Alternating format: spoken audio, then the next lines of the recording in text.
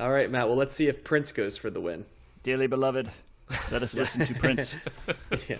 Purple Rain by Prince and the Revolution comes in at number 11. I'm sorry, we're going to do the montage first, right? And the opening montage you heard, sorry about that, almost screwed up. The opening montage, no, I know this. In the opening montage you heard Purple Rain, and now you're going to hear Let's Go Crazy.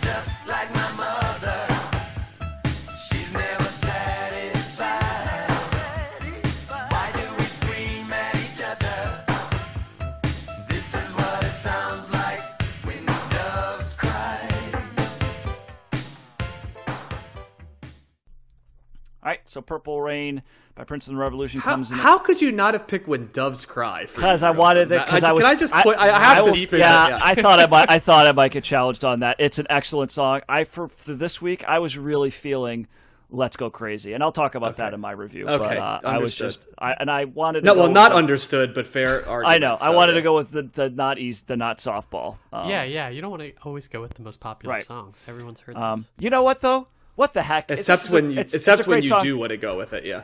Josh, throw in When Doves Cry. Okay, instead of Let's Go Crazy? No, both. Just throw it in right here. Oh, okay. I'll just do both. Yeah, okay, great. There you go. All right. That deserves it. They're both freaking great songs. All right. This comes in at number 11 in the 1980s on Best Ever Albums. Number 1, numero uno in 1984. Number 84 of all time. It is Prince's highest rated album on Best Ever Albums. Also made Rolling Stone's list, coming in at number 8. And Prince is rated on Best Ever Albums as number 42 in overall artist rankings. I'm going to go ahead and say that that's probably a little low. Who's right in front of him? Can you look that up? I might have to give me a second on that. Right ahead of him is Metallica. Okay. Actually, it says here he's 40. He's either 40 or 42, but Metallica and Bjork are both, and Arctic Monkeys are ahead of him. Wow. I'm sorry, Arctic Monkeys should not be ahead of Prince in overall rankings. That is nonsense. Anyway, so this is Prince's 6th studio album. It was recorded from July of 1983 through March of 1984, and it was released on June 25th, 1984. This is another one of those massive albums that we are covering. It sold more than 13 million copies in the United States and spent 24 consecutive weeks at number 1 on the Billboard Top 200 chart. He also won, this is the soundtrack, I should say, too, for the movie Purple Rain, starring Prince. And this won an Academy Award for Best Original Song Score, grossed over $68 million from the album. And he's the first So I got conflicting information here. I read that he was the first artist to have the number 1 song, album, and movie at the same time. But I also read that Elvis and the Beatles did that as well, which they did movies, and so I could see that being true. So I'm not sure what to believe. But anyway, not many people have done it. Prince certainly has, so yeah, it's on the it's another one of those Library of Congress National Recording Registry albums, as is the movie. Actually, Josh, that is in the National Recording.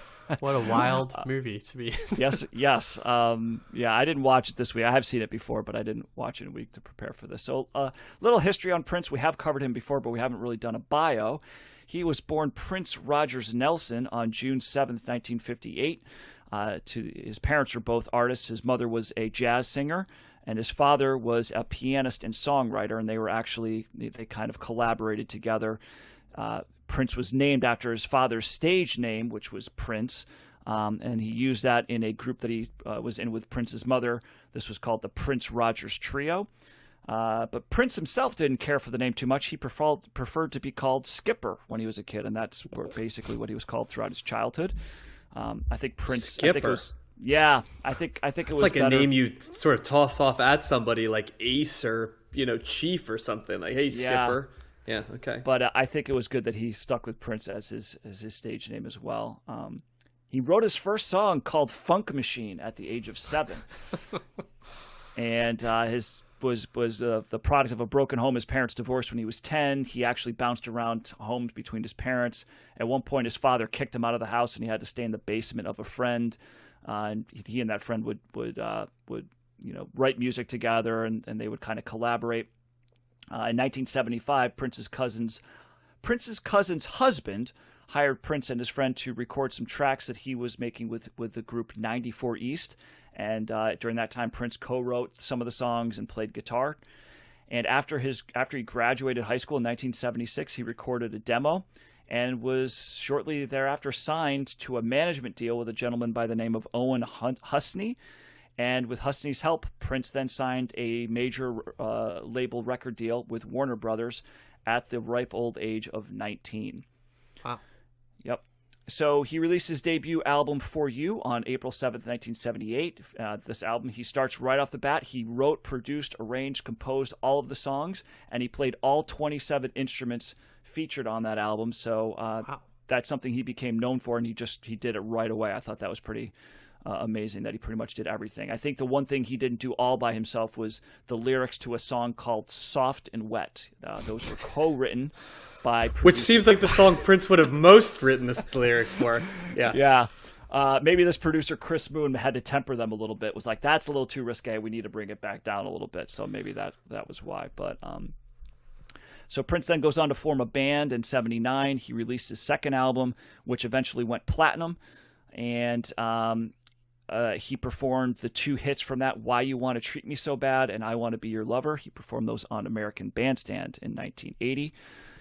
Released Dirty Mind in 1980, which is an album that we covered on a Cold Listen Hot Take. Mm-hmm. And he then became the opening act for Rick James with his Fire It Up tour in 1980. And Prince appears on SNL in 1981, released his fourth album, Controversy, and he formed a side project called The Time. And that band ended up releasing 4 albums between 1981 and 1990. Prince wrote and performed most of the instrumentation with that band, but Morris Day was the main vocalist, so who was also featured in the Purple Rain film. 1999 was the album, the double album we covered a couple weeks ago. Was released in 1982. And this is when he starts to form the band, The Revolution. I think we talked about this a little bit. I thought that The Revolution was actually on that album. It turns out that the members were basically just backup singers. But with this record and Purple Rain, this is where they first started really performing a lot of the instrumentation. So that initially included Lisa Coleman and somebody by the name of Dr. Fink on keyboards. Oh, that was me. That was Josh, Dr. Fink. Josh. Bobby Z was on drums. Brown Mark was on bass, and Des Dickerson was the guitar player.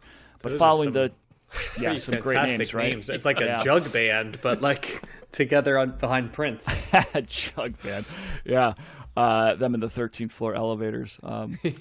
So following the tour for 1999, Des Dickerson quit the band and was replaced by Wendy Melvoin. And so that was The Revolution. And so at this time, Prince decides that he's going to require his management team to get him a deal to star in a major motion picture, or he would not renew his contract with them. So he kind of blackmailed them, held them for ransom. I need a major motion picture, baby. Yeah. So the movie Purple Rain was loosely based on Prince's own life. It was not written by him. It was written by other people, actual, screenplay writers. But every studio they met with rejected the project. So Prince's manager, Bob Cavallo, decided that he was going to have to produce it on his own.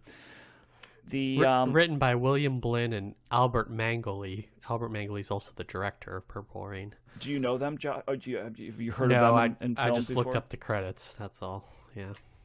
There you go. So in this film, Prince's love interest was played by a woman named Apollonia Catero. And also interesting in this film, pretty much everybody that was in the film went by their own names. So that's the character of Apollonia was named after the actress who played her, Apollonia. So initially, Prince wanted Jennifer Beals to play this role, but she... Ooh, that's a good call by Prince. I mean, Prince knows women, so as I mentioned before, that's, yeah. She ended up turning the role down because she wanted to attend college instead. So the musicians that were in the film, the actual musicians that were portraying themselves, had to take some acting classes, and I thought this was kind of funny. Morris Day actually got kicked out of the acting classes because he was clowning around too much. So he was too much of a distraction, so he got the boot. Can I add something real quick, Matt? Yeah. I had to look up the film credits of Albert Magnoli and the other folks. The other most famous film that Albert Magnoli did was he was the replacement director for Tango and Cash. Was there? And Jack Palance was in that too. Yeah. He also directed a movie called Street Night, which starred Jeff Speakman. I don't know either. And American Anthem, which has a fantastic front cover and stars a gentleman by the name of Mitch Gaylord and Janet Jones, who I believe later became Wayne Gretzky's wife, right? I think that's like who he married, an actress named Janet Jones. Wow. And then William Blinn was a relatively older man when he was in his 60s when he did this. He was a screenwriter for Rawhide and Gunsmoke. That's how you know it goes back a little bit. He wrote the screenplay for Brian's Song about Brian Piccolo and the Gail Sayers thing. Yep. Yeah. He also won an Emmy for writing on Roots. So Mr. Blinn has a pretty strong thing, but unfortunately, Mr. Magnoli, I don't know much. Quite as So this is his crowning achievement here. Crowning achievement, yes. Yeah. But I apologize for jumping in. There you go. Thanks, John. So another actress that was supposed to play the main female character was somebody by the name of Vanity. And I guess that's one of his later proteges, right? Vanity? Right, Vanity and Apollonia. So both Vanity and Apollonia were in their own groups. Apollonia was in a group called Apollonia 6, and Vanity was in a group called Vanity 6. So not too terribly creative on the names there.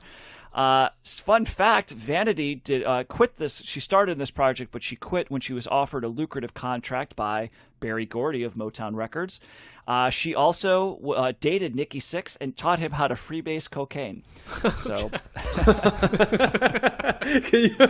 can you imagine being the person who taught someone in Motley Crue how to freebase cocaine? That's like founding a new continent or something, you know? That made me laugh. So this is, as I said, this was a massive record. One of the things that it's notoriously known for is being the inspiration for the PMRC, the group, the parents group that Tipper Gore founded to put the parental advisory stickers on records because she caught her 11-year-old daughter listening to Darling Nikki, which was a little sexually explicit for Tipper Gore.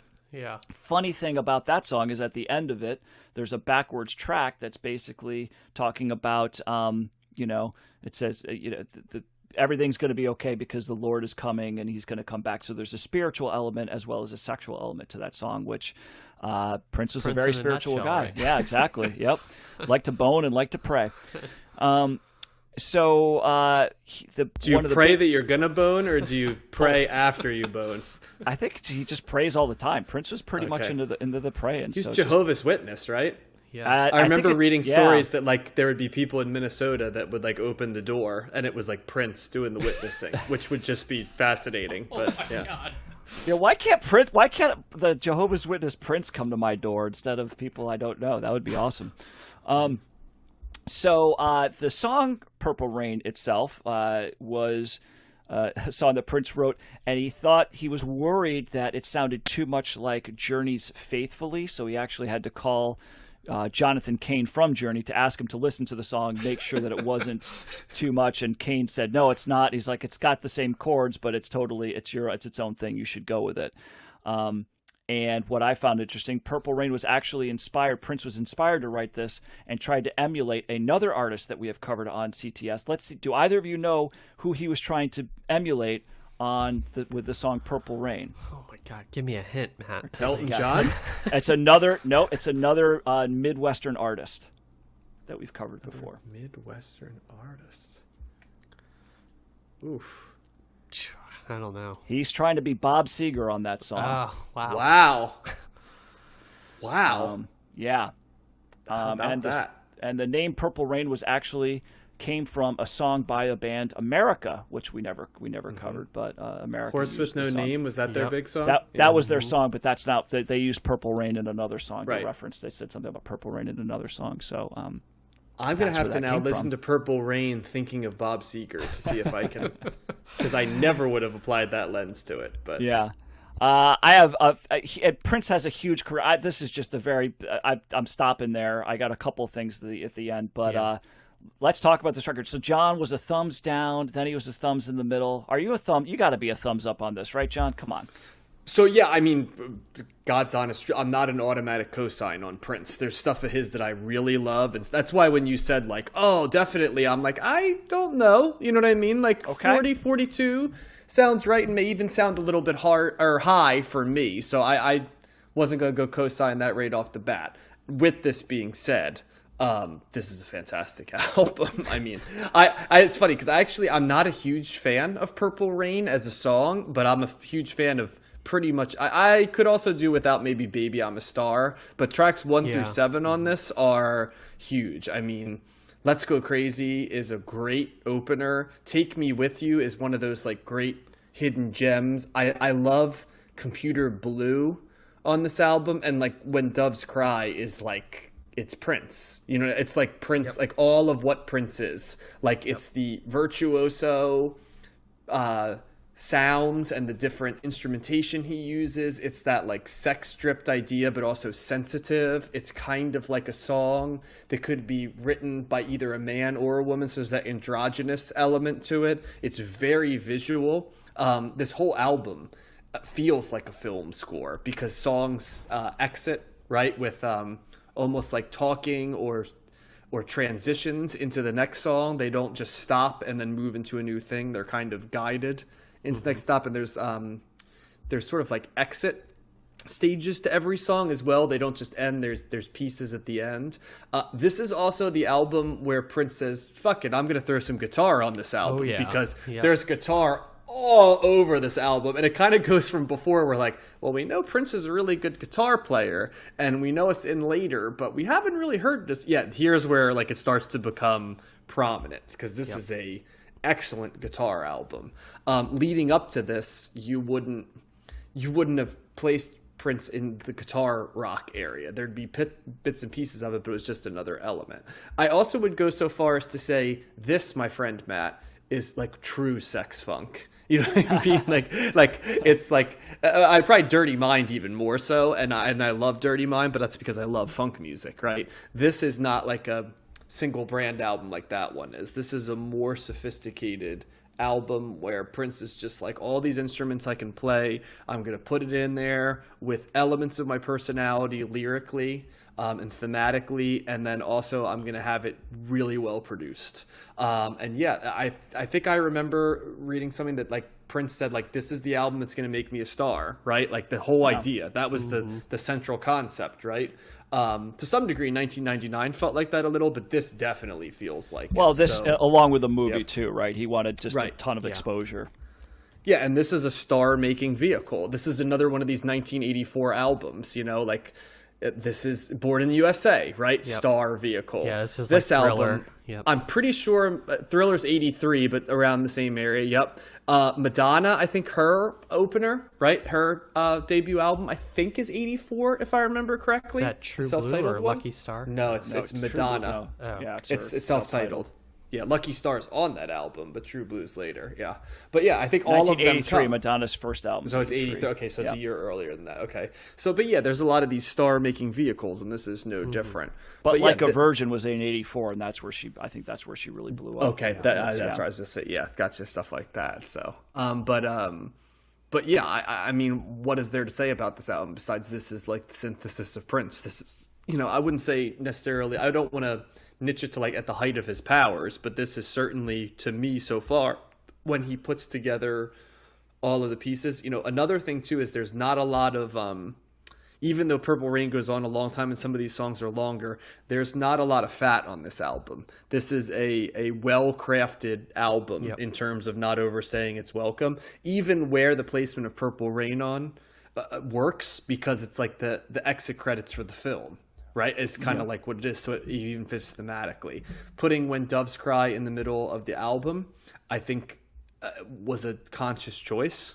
I just think where the placement of Let's Go Crazy, When Doves Cry, and Purple Rain was very well thought out, because they sort of serve as benchmarks along the way. Mm-hmm. But in between those songs that you would know are great songs. I mean, Darling Nikki's, like Prince has to have one song that's like so explicitly sexual that it's almost like comic value in there, and you don't really know if he's being semi-serious, more serious than you'd like to think, or like completely absurd. And I don't know from album to album where he stands. I feel like the answer is like in the middle, kind of, because I think there is part of that, but also he jacks it up to like, no pun intended, 15 instead of like 7. So yeah, this Darling Nikki is definitely that song.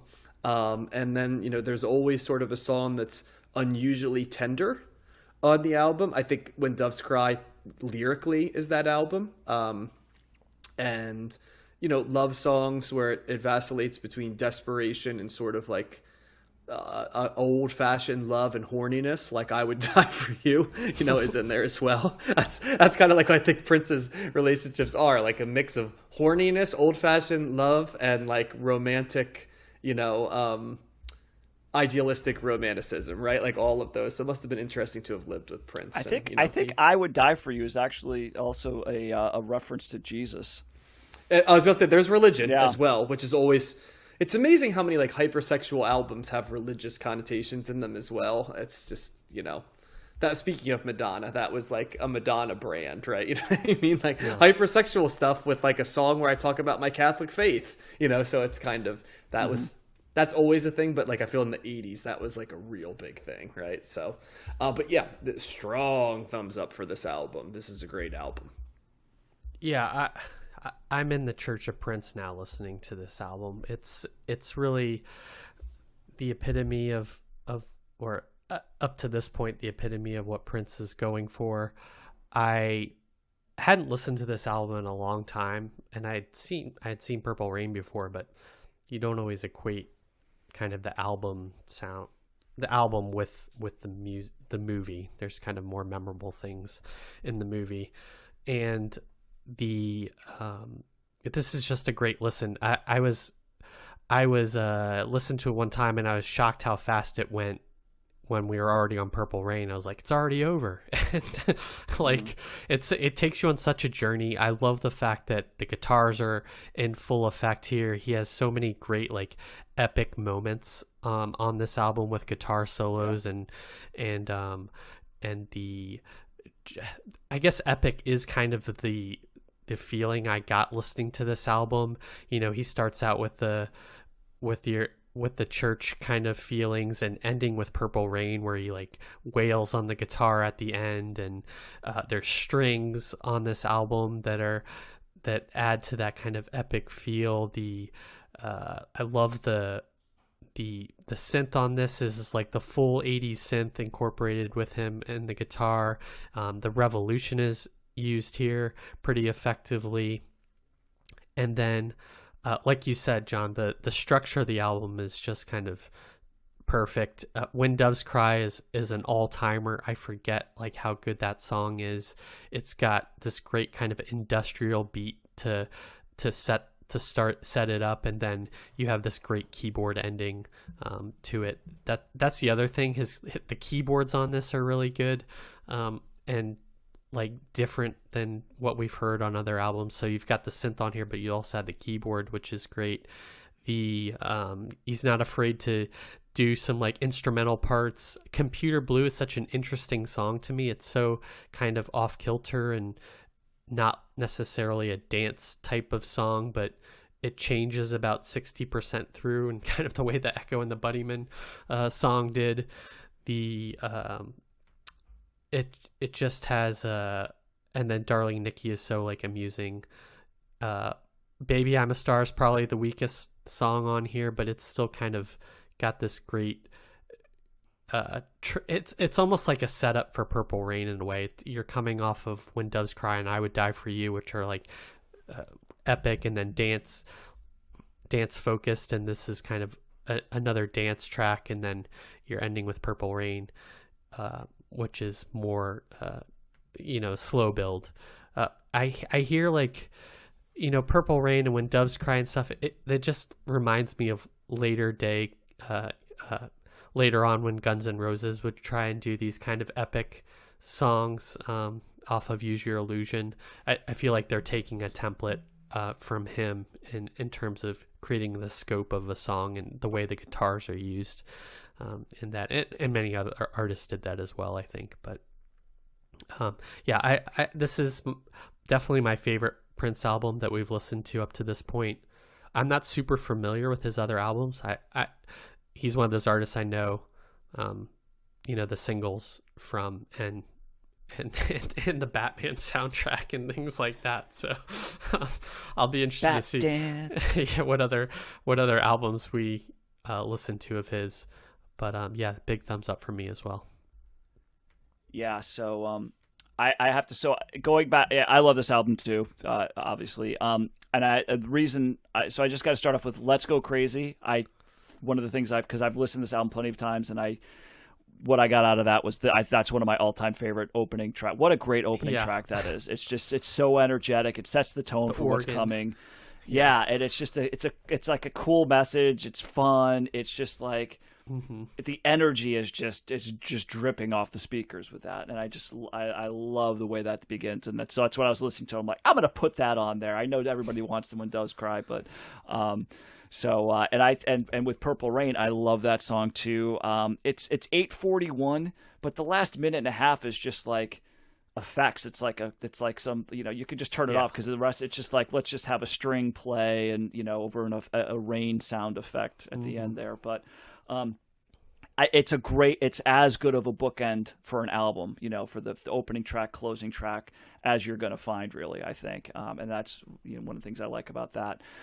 When Doves Cry opens up the second side, that's the first track of the second side of the record too. So that's makes sense. Yeah, exactly. And I forgot to mention that song. There's a similarity between that and when we covered Born in the USA, the director of the film went up to Prince and was like, "Hey, could you write because all the songs had been written. He's like, could you write a song that would kind of encapsulate some of the what's happening in this scene in the movie or whatever?" And then Prince went home and came back the next day with When Doves Cry, not just written but totally produced. Like he wrote all in one night. Just like, yeah, I can do that. So it's like that was like Springsteen with Dancing in the Dark, and it becomes, for both of them, it becomes their best well-known highest selling songs. I can't even imagine. Yeah.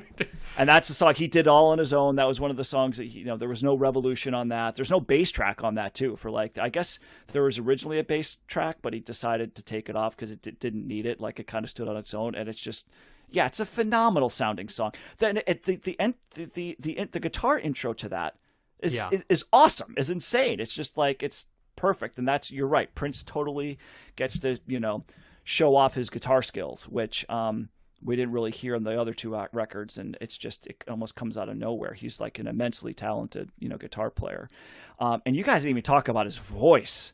Like, the vocal track on the end of The Beautiful Ones is so good. Like, the way he screams at the end of that, and he just keeps going. It's not just one part. It's like several parts at the end of the song, and it's, man, he really wants that girl. It's like, like he is not holding back, and he's just got great, he does some screaming on, within Purple Rain, he does it in When Doves Cry. It's just, he's got such a great voice, and, it could be this beautiful falsetto, very tender, and then it could be just this all out, like, scream for, it's almost like pain or longing, whatever it is, but the emotion's just crazy.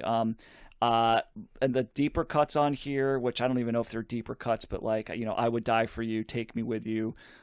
Really like those songs. I'm a bigger fan of Baby I'm a Star than you guys. That's a fun song, that's upbeat. And maybe it's like, in comparison to some of the other songs on here, it's towards the bottom, but by no means is that a clunker for me. Probably the hardest listen on this one sonically is Darling Nikki. I think that's kind of the most adventurous, song, sonic song that he's doing. It's not as it's a little harsher. It's a little more it's a little less, maybe a little less produced, and but it's certainly interesting. And that's the other thing. I listening to this record, I'm just hearing there's so much stuff going on, and he's taking in all different kinds of directions, using a variety of instrumentation, a variety of sounds, and it just all goes so well together. It certainly doesn't seem like, I don't know what is this, like a 40-something minute album. It seems much quicker than that. It's a very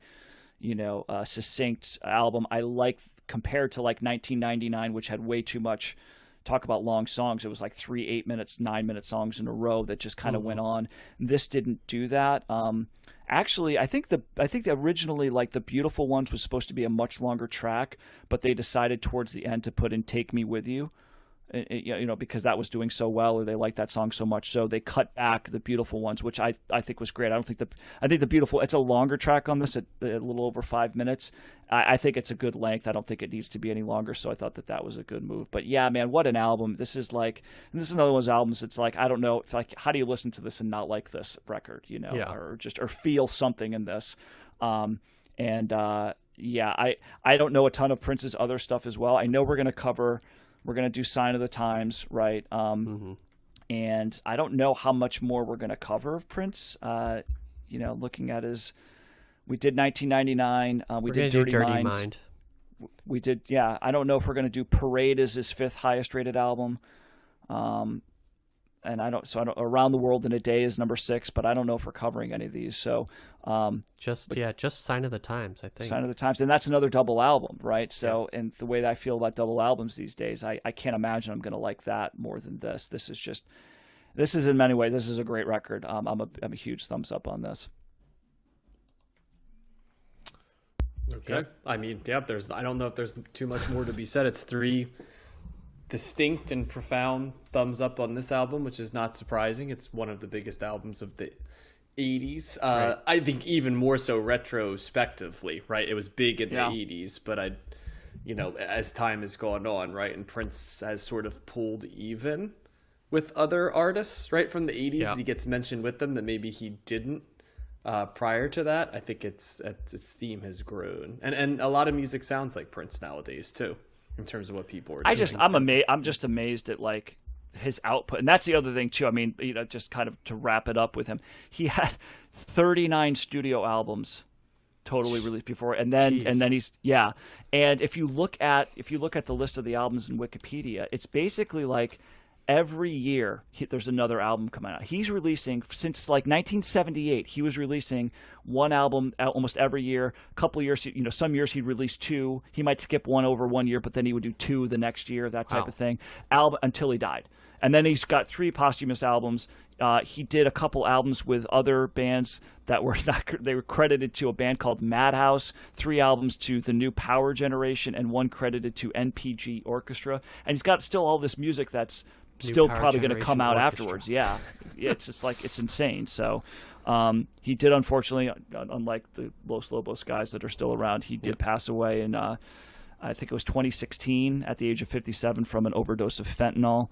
And he was inducted into the Rock and Roll Hall of Fame in 2004. But yeah, the dude's just like mad talented, and did so much stuff. So I guess I'm just in awe. I'm not a huge, I love certain songs and this album obviously, but for a guy that just kept putting out that stuff, doing his own thing, changing his name to No Name, like it's all that controversy. I mean, there's so much stuff with the him. Artist formerly known as Prince. Yeah, because he wrote Slave on his cheek because Warner Brothers was screwing him, and so all that stuff. I mean, but mad talented guy and just like a genius. So so I have a lot of respect for him. Let's go into artistic moods and artistic themes for Prince, because it's there. Some words that were used to describe an artistic mood that I found funny: brash, spicy, exuberant, swaggering, bravado, whimsical, hedonistic, provocative, passionate, brassy, eccentric, stylish. And artist themes, this made me laugh out loud: sex, romantic evening, TGIF, cool and cocky, in love, partying, introspection. Well, and And was there ever a guy that like that's I just want to do this as like a segment on everything. I'm not going to look at any of this and then at the end read it because I talk about it. Yeah, that's just pretty love funny. it. Yeah. But that's the thing. What's one of the things that Sherry was talking about being amazed? First of all, he was like 5'4" or something. He's this like really short dude that just acted like he was the biggest thing ever. Like he just walked around with such a cockiness and such confidence and such like, I know you want to screw me, and like, you know, that's like, of course you do, because I'm the greatest thing ever. You know, like he's just got this charismatic kind of aura around him that's just like, how does that guy just pull that off? You know, and not seem ridiculous, and you know, walk in the genre bending, gender bending, you know, all that stuff that he did, and he's just like really interesting dude. So I tried to find a documentary on him. I didn't really find one that was readily available. I think they're doing maybe a Netflix thing on him or something, perhaps. But I would certainly like to watch more of a comprehensive, solid documentary on him. Mm-hmm. Yeah, I'm actually surprised there hasn't.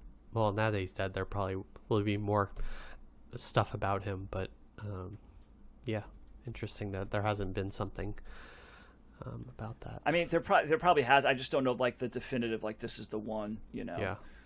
To watch. So but yeah, I think they're supposed to be doing something on Amazon, but he's kind of a singular artist in a lot of ways, but also familiar from other genres. Like he comes out of classic rock, R&B, funk, you know, those genres, but he kind of pushes them to pop, right? Yeah, pushes them all together. So yeah.